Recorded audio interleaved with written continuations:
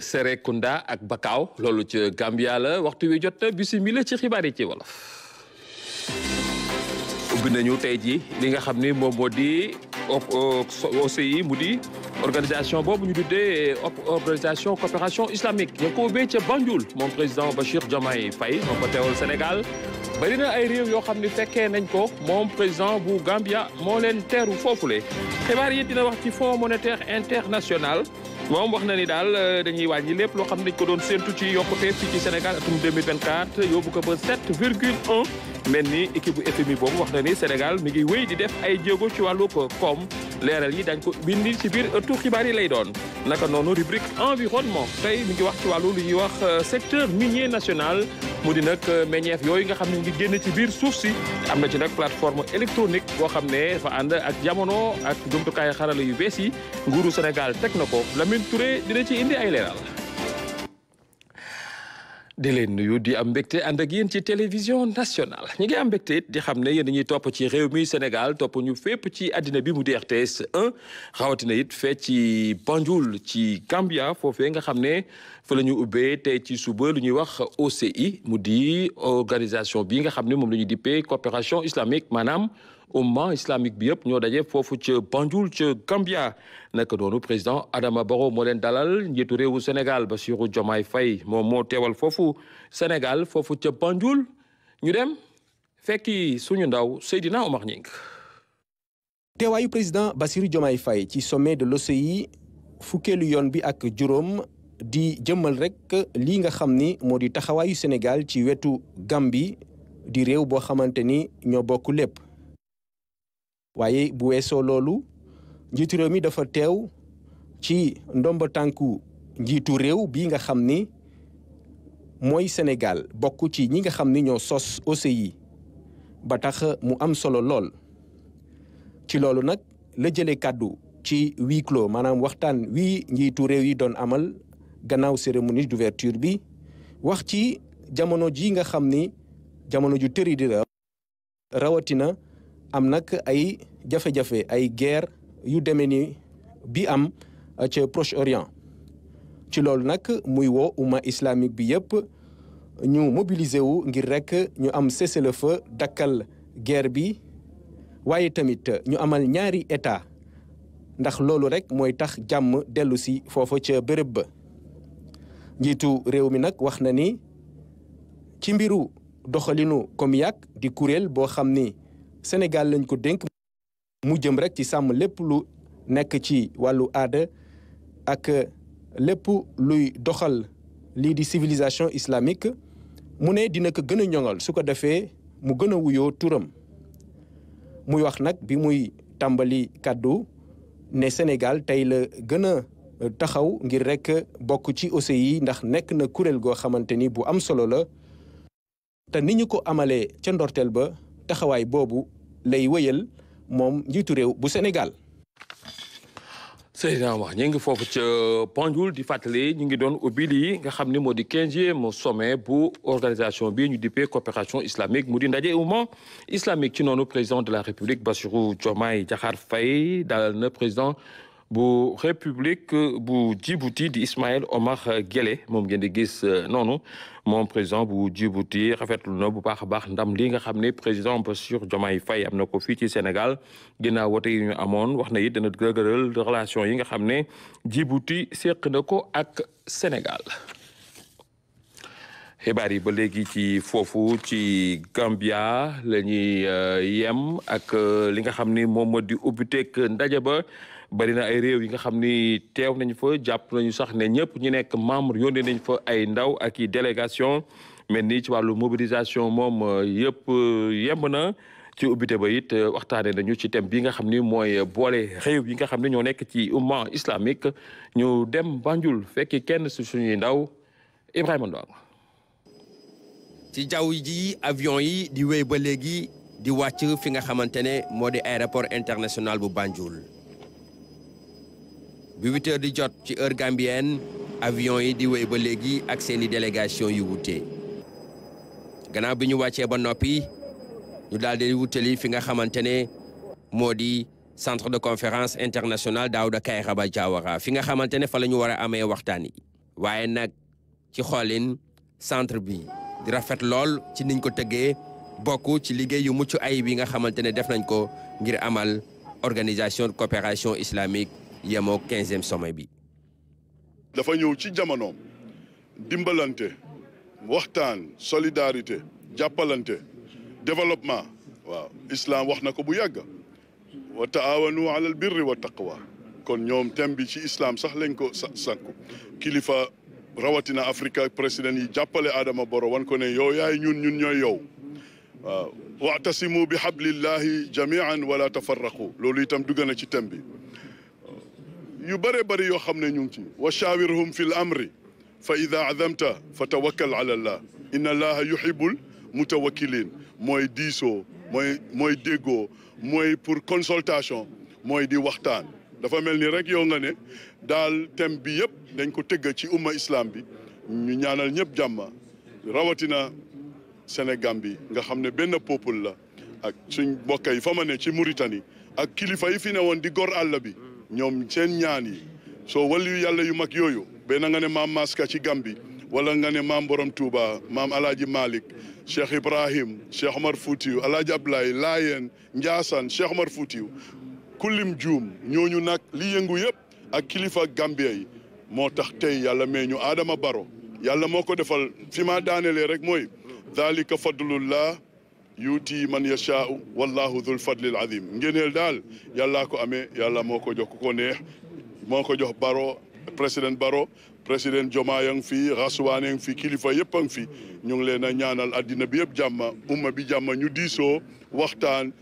jubal jubanti. naka noonu ci accueil bi président Adama Barrow di dalal ay ganam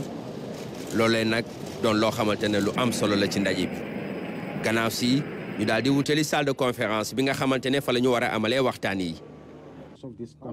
tey nag ñu fas yéene waxtaanee lépp loo xamante ne dafa jëm ci wàllu solidarité maanaam dimbalante ak jàppalante waaye tamit lépp loo xamante ne dafa aju ci wàllu développement durable nekk thème central bi nga xamante ne moom la ñuy jàpp ci 15e sommet bu organisation de coopération islamique. lu ñuy xaaj suñu ndaje bi rek mooy ñu bàyyi xel rek bàyyi xel si yàlla parce que lépp lu doomi aadama lépp lu mooy dund lu mooy def mooy dafa war a bàyyi xel si yàlla parce que adduna bi dafa jafe dafa doy waar ñu bañ a nangu ñoo xam ne ñoo ñu jàngal seen aada yi ñu bañ ñu weccoo ñu dugal loo xam ne si ñun loo xam ne dinañ yaaxa suñu diina loolu dañ ko war a bañ dañ war a moytu loolu comme affaire yi homosexualité comme affaire yi lii ngay tooñ jullit di bokk ak ku dul jullit ñuy tooñ jullit loolu dañ ko war a bañ. yaakaar nañ ne fu mu nekk nii seen yaram war na daw dañu war a dimbale jullit yi parce que du toujours rek ñuy dajee ñu génne ay xaalis du dépenser muy nekk waxi kese loolu amul njëriñ dañu war a def action. misaal comme Palestine nu mel ni waaw naka la jullit yi nekkee foofu ñuy gis benn dëkk bu ndaw mooy toroxal jullit yi kenn ñu ñemewu di wax dara te ñoom sax ñoo koy dimbale waaye foog naa ne léegi seen yaram dina war a daw ñu war a seet naka lañ mën a defee pexe pour ñu dimbale palestiniens yi. waaye li ñu mën a gis nag mooy ci yoon bi laata ñuy egg ci centre de conférence bi mu am comité d'accueil boo xamante ne nekk nañ ci yoon wi ngir dalal délégation yi nga xamante ne dañoo teew si ndaje bi. mu ngoog foofu ci sommet bu OCI organisation coopération islamique c'est Banjul foofu la ñu des ba léegi ginnaaw bi ñu ubbee ndaje mi Ibrahima Ndong waxtaan na ak ñenn ci ay participants. xam nga lii dafa méngoo ak islam yàlla ci alquran dafa ne innamal mu'minuna ixwa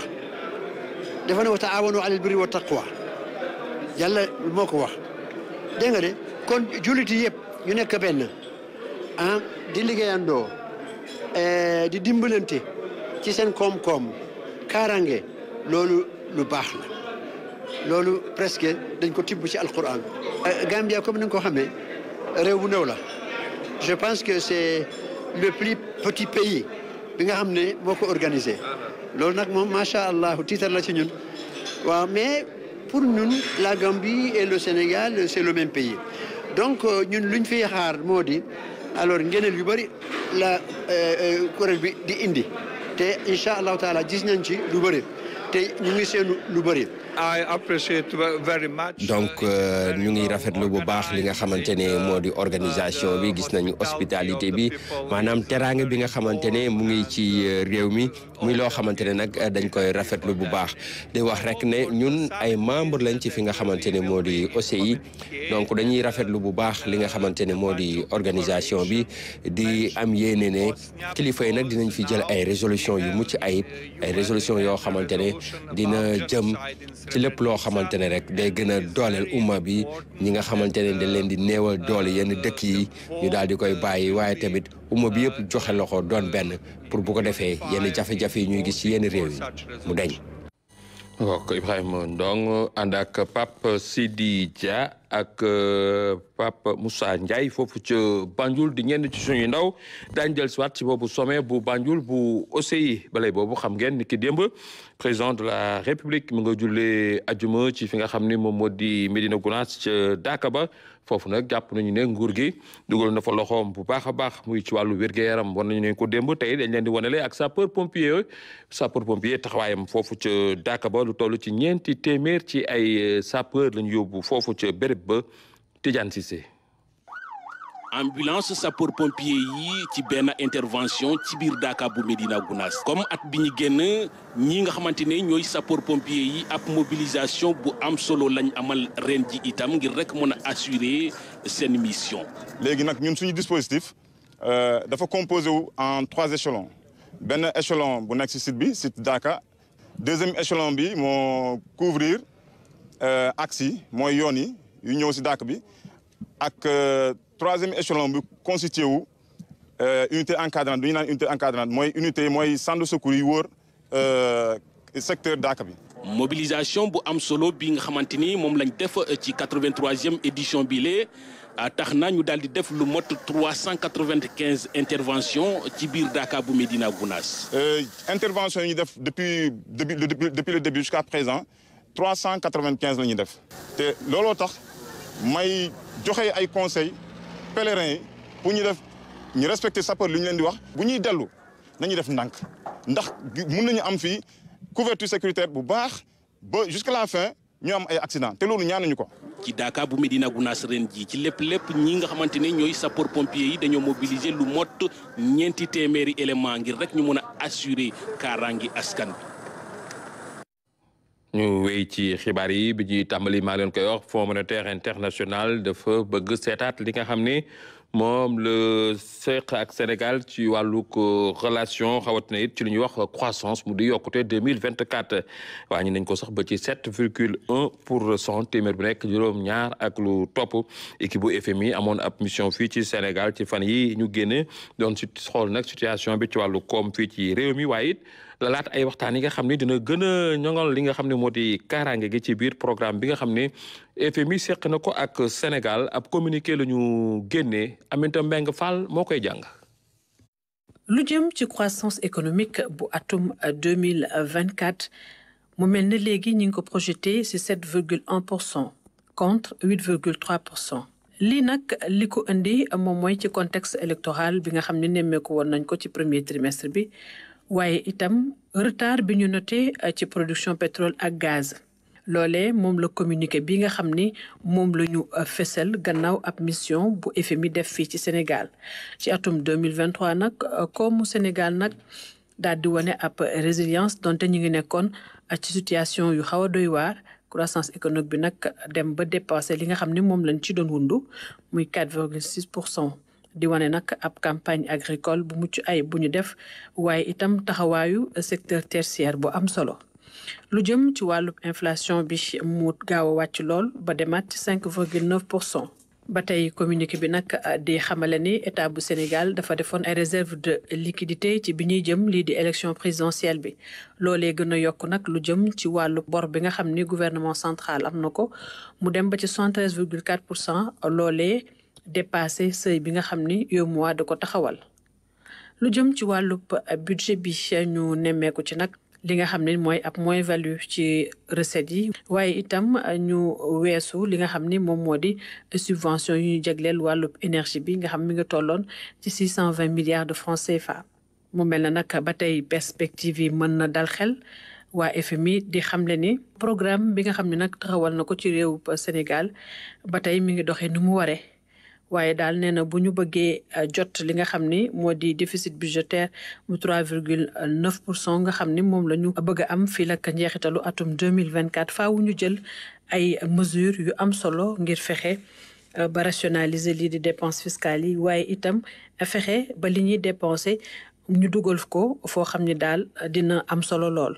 ba tey FMI di wax ni dañu war a gën a sukkandiku ci ay coppite ngir xoolaat li nga xam ni moo di formule de détermination des produits pétroliers waaye itam amal ab audit bu Senelec ngir fexe ba taxawal benn grille tarifaire bu yees waaye itam def ab tarif social ngir ñi nga xam ni seen loxo jotul seen ginnaaw. ba tey ñii di autorités yi nag def nañ ay jéego yu am solo ngir teg ay pexe ba génn ci li nga xam ne moom mooy liste grise bu groupe d'action financière di GAFI. autorité yu bees yi nekk ci Sénégal feddaliwaat na nag seenu engagement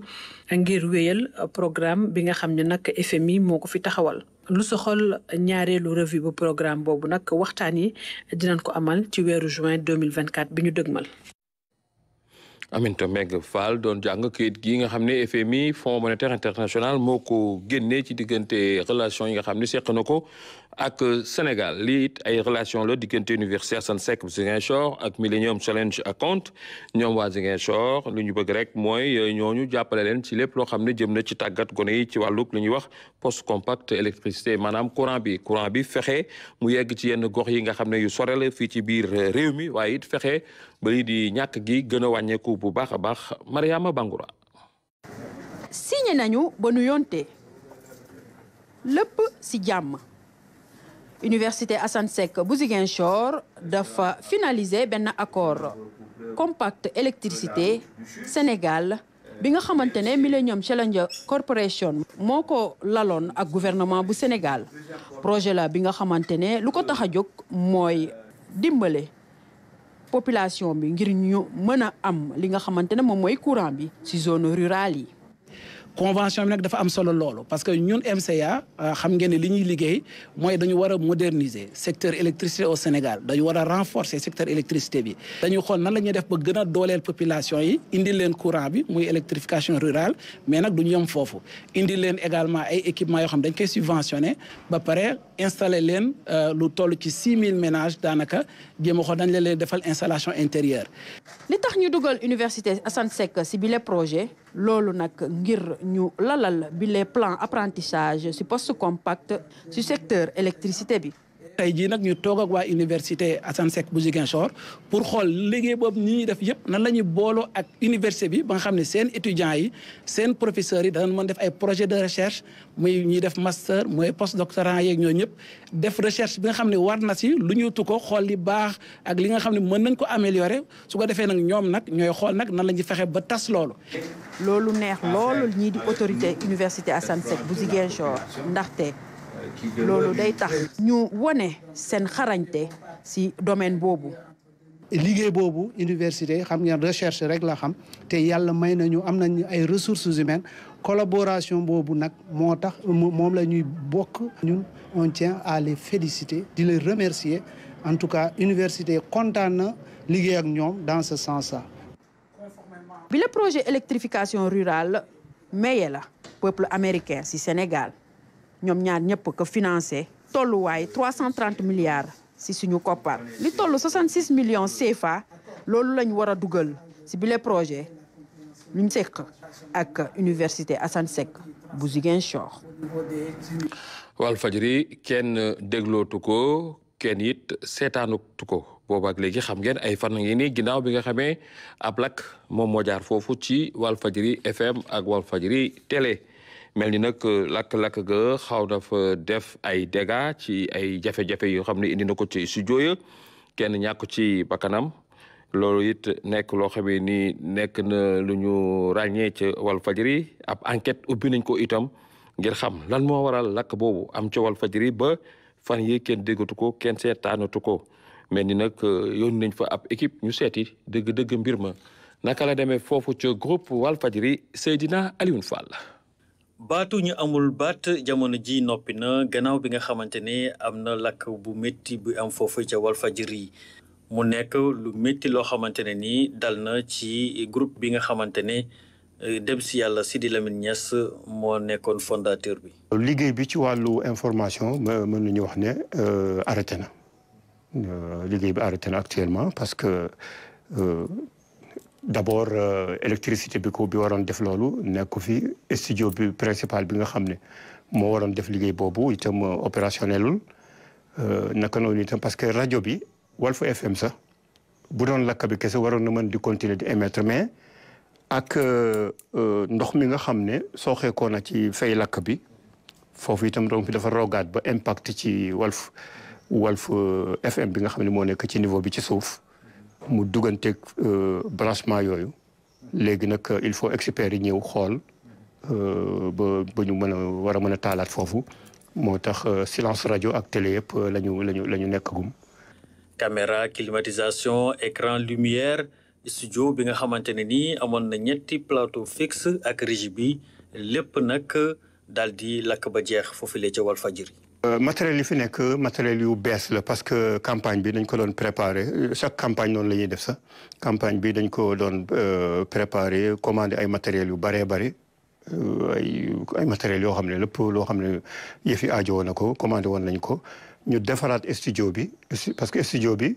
2 plateau ñoo ci nekk ak benn plateau boo xam ne démontable boo xam ne day dugg di génn loolu yooyu yëpp nag matériel yooyu yëpp moom yàlla def na lakk dem na ci lakk bi ndax fii dafay place boo xam ne bu xasee commencé yëf yi bu ko xasee commencé jolli moom pour mu taxaw dafay bari ndax matière bi fi nekk. fii nag dara des fi daanaka lépp la nag lakk bi daal di yóbbu. personnel bu Walfadjri bi nga xamante ne ni fekk nañ leen foofu ñoom nag nee nañu naam mbir mi métti na waaye nag ñu ngi gërëm bu baax askan wi ak i tamit autorités yi nga xamante ne ni ñoom nag wane nañu seeni solidarité. Sénégal askanu Sénégal taxaw nañu ak Walfadjri ci li nga tiis wi nga xam ne dal na ko te ñoom méttitlu nañ ko te bu ñu sañoon nu mu gën a gaawee yëf yi taxaw amaa nag nguur war a jàppaleek yu mel noonu loolu xëy na du démarche boo xam ne xëy na ñun dañu ne rek daar nii dañuy ñëw ne jàppale leen ñu parce que nangam mais xam nañu ne daal dégâts bi àgg na foo xam ne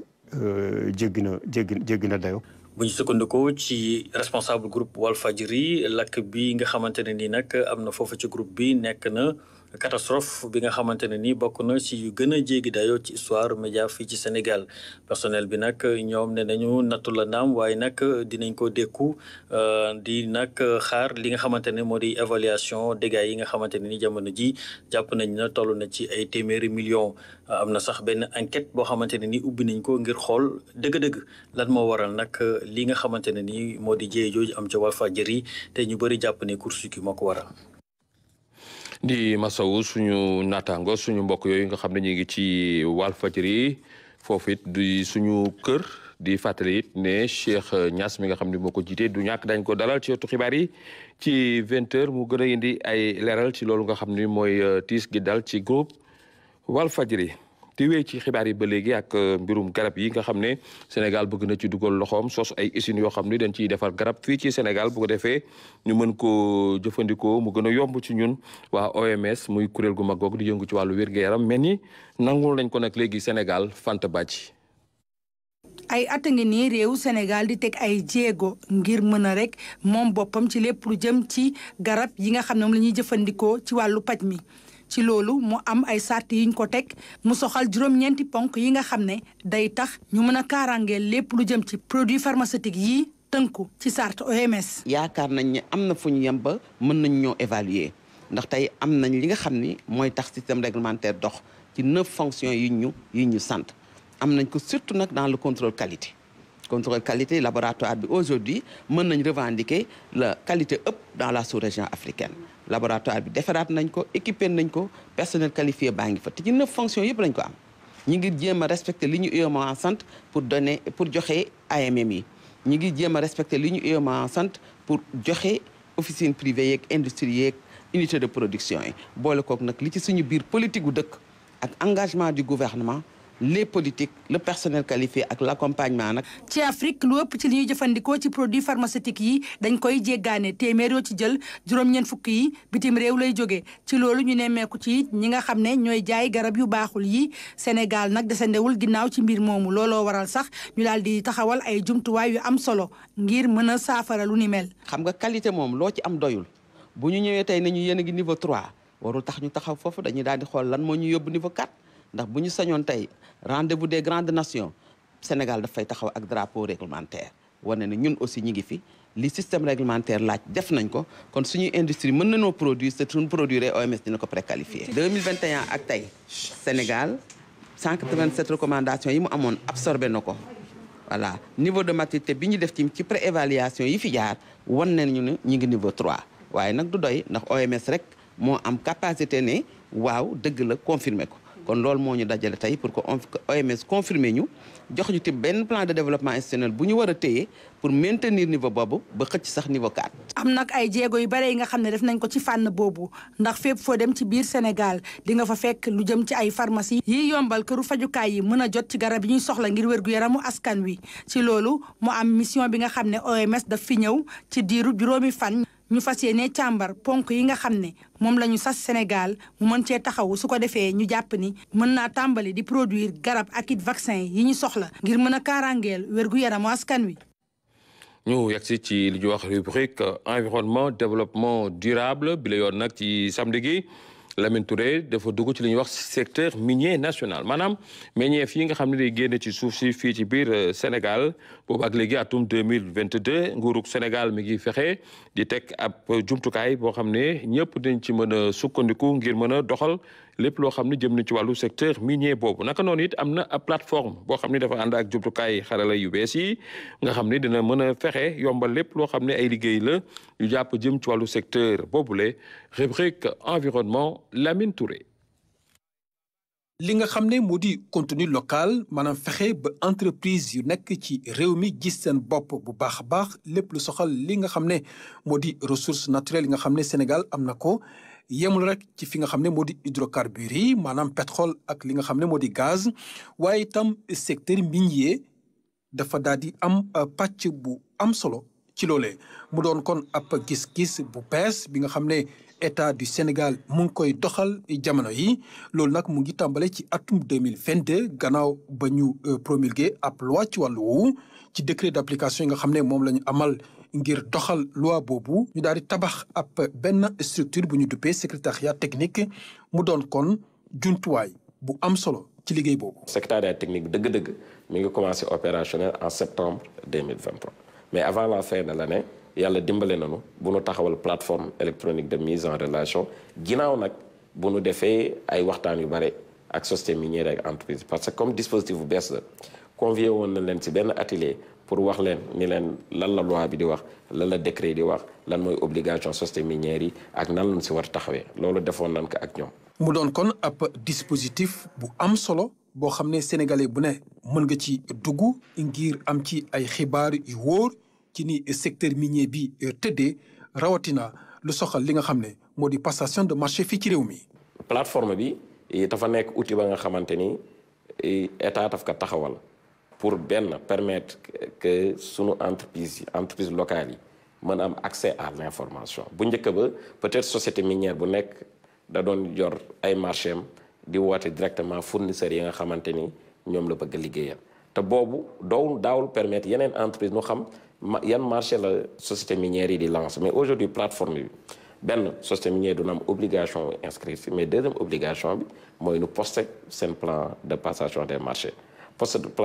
plan de passation des marchés yooyu lu muy permettre mooy sunu entreprise locale yi suñu si duggee ñoom man xam ni tey bii structure war na def bii marché ñoom nu mën préparer wu outillé wu de telle sorte que su bis bi jotee ñoom nu mën tenter seen chance pour mën gagner marché yooyu. yemale ñëpp. rawatina gën a yëkkati li nga xam ne moo di entreprise locale yu yëngu ci wàllum secteur minier moo di contenu local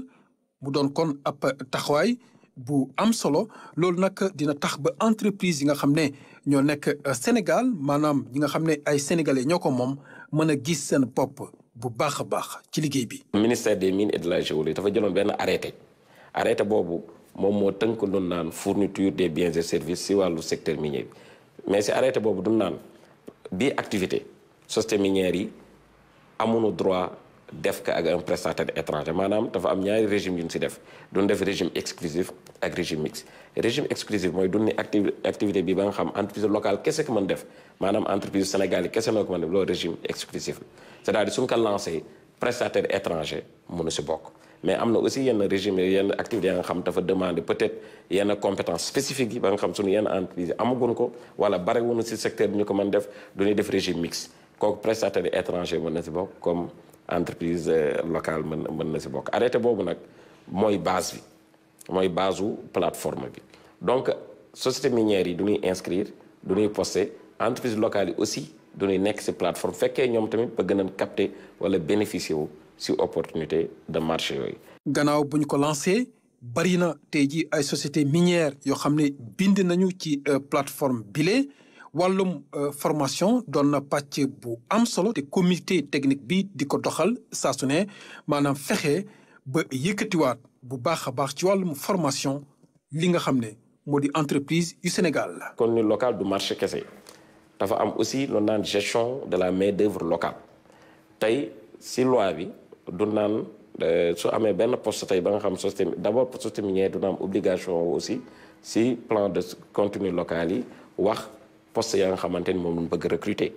poste yooyu nu bëgg recruter fekkee les compétences existent au Sénégal c'est carrément une préférence nationale c'est-à-dire mënatuñu permettre société minière pour par exemple un poste de chauffeur ou bien de soudeur wala muy dem di jëli un expatrié bu ñëw Sénégal di ko def duna am compétence yi fi donc loolu amatul ci secteur minier beneen bi mooy les plans de succession plan de succession yi mooy ñun loi bi bu muy entrer en vigueur société minière yu bare soo fa demee en tout cas yu gën a mag da ngay gis seen personnel dafa am ay expatriés donc état dafa ne leen à partir de maintenant seen expatriés yi fi nekk war nu fi nekk éternellement il faut que société bi ñun wax nu au bout de combien de temps en tout cas 1 an 2 ans si la expatriés yooyu di def les transferts de compétences nécessaires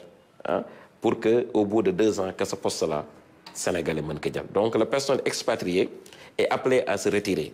progressivement et on se fixe des délais de 2 à 3 ans pour que au bout de 3 ans personnel expatrié dootul am dans l'industrie minière beneen bi mooy la formation ba nga xamante ne duñ koy dédié au personnel sénégalais. secrétariat technique bi nag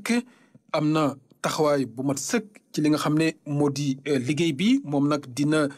faral di lëkkaloo ak ADPME 3FPT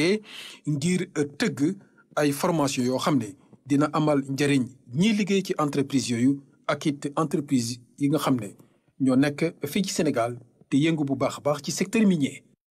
rubrique environnement dina dellusi incha allah samedi ak Lamine Touré lay doon ñu wax ci wàllu tàggat yaram ak comité bi nga xam ne moo di comité national olympique doon joxe nag ay chèques ngir waajal li nga xam ne moom moo di JO de Paris Jeux olympiques de Paris mel ni nag ay athlètes ñoo jot seen i chèques mu nekkoon jamono joo xam ne it dañ doon déglu rapport yi nga xam ne kuréel yi ak fédération yi nga xam ne bokk nañ ci CONOS doon nañ ko présenté ci 2021 2023 Fatoumata Savané. Nous allons déjeuner ensemble. mu doon ndaje boo xam ni seeni ay statut moo leen ko wekk ñi nga xam ni ñooy waa comité national olympique et sportif bu Sénégal ñoom nag toog nañu rek daal di waxtaanee lépp loo xam ni rapport la ci wàllu activité waaye itam ci wàllu koppar ñoom nag jàpp nañ itam occasion bi ngir rek comité directeur bi mën a séddoo xalaat ak ñi nga xam ni ñoom ñoo ko fekkee. dañuy présenter li ñuy wax rapport d'activité maanaam lu bëri li nga xam ne liggéey nañ ko fédération yi liggéey ko dañ ko war a présenter bu ñu paree itam ñu def rapport financier parce que loolu lépp pour ñu liggéey ko dafa laaj alal jooju ak fa muy jógee di jóge ci état di jóge ci fédération yi di jóge ci comité olympique de solidarité olympique ak suñu partenaire dañ koy présenter suñu trésorier di ko présenter ñu gis nag nii tey jii ci anam bu mucc ay présenter nañ ko en tout cas à la satisfaction des membres ñi nga xam ñoom ñoo ñu dénk liggéey bi. Jeux olympiques de la jeunesse 2026 yi nag bokk na bu baax ci li nga xam ni moom lañ doon waxtaanee mu doon événement bu mag boo xam ni ñi ngi koy waajal fii ci Sénégal di xaarandi nag lu toll ci 5000 athlètes. waa comité national olympique bu Sénégal nag rafetlu nañu bu baax ki nga xam ni moom la ñu tabb def ko ministre de la jeunesse des sports et de la culture. madame la ministre ñu ngi koy dalal ci njaboot gi la bokk ci njabootam la këram la loolu la jàng loolu la xam loolu lay liggéey yow mii mu tànn tam ci wet teg la ci wetam nga bokk ci njabootu sport mënuñu lu dul rafetlu li nga xam ni moom la xam ni ñi soxi ko ci ñun ñu dénk leen ñu ŋànk sport bi loolu daf ñuy dalal suñu xel waaye surtout daf ñuy gën a ñaax ñu war a taxaw parce que seen ndamu sport la ndamu sportif yi la ñu ngi du ma ni tàllal loxo ñu ngi gàttandu loxoom bi mu ñu tàllal ndax bi mu toogee ba léegi jéego bu mu def nee na ana waa comité olympique sama wet. waa ministère bi nag jàpp nañ ne xew-xew boobu Sénégal di xaarandi rek faaw ñu am ci ndam. tey réunion bi ngeen doon def dafa am solo ndaxte statut yi dëgg la ñoo ko prévoir mais bu weesoo loolu occasion la pour les présidents de fédération qui ne sont pas dans le bureau de ñu xam exactement li ngeen jot a doxal. rafetlu bu baax également jéego yu am solo yi nga xam ni def nañ ko. jëm ci Jeux olympiques yi ak Jeux olympiques de la jeunesse yi nga xam ni suñ réew moo koy dalal 2026 muy événement bu am solo boo xam ni lu weesu sport dafay jëmal suñu réew ci bitim réew ci wàllu tourisme ci wàllu diplomatie donc ñu leen ci encouragé bu baax di leen wax ni état naturellement mi ngi ci seen wet pour gunge leen pour def de sorte que rendez-vous yooyu ñu jëm ak rendez-vous sportif important yi ne suñu kanam yépp doon ay rendez-vous yoo xam ne suñu réew dina ci taxawaay bu am solo. CNOSS nag bi loolu weesoo fexe na rek ba jox ay chèque ñi nga xam ni rek ñooy athlètes yoo xam ni qualifié nañu ci Jeux olympiques yu Paris yi ngir nag ñu dimbalee ko seen bopp ci seen wàllu préparation. ci beneen wàll kii di président Diagne Ndiaye itam dugg na ci li nga xam ni mooy waxtaan bi ngir rek mën a joxe la nga xam ni itam mooy xalaatam. bii ndaje nag mën nañu jàpp ni mooy bu njëkk ci diggante CNOSS ak ministre bu yees bi nga xam ni mooy Khady Diène Gaye. 20h yeneen i xibaar di ngeen ci ànd ak René Léon Fonseca ñu fanaan jàmm.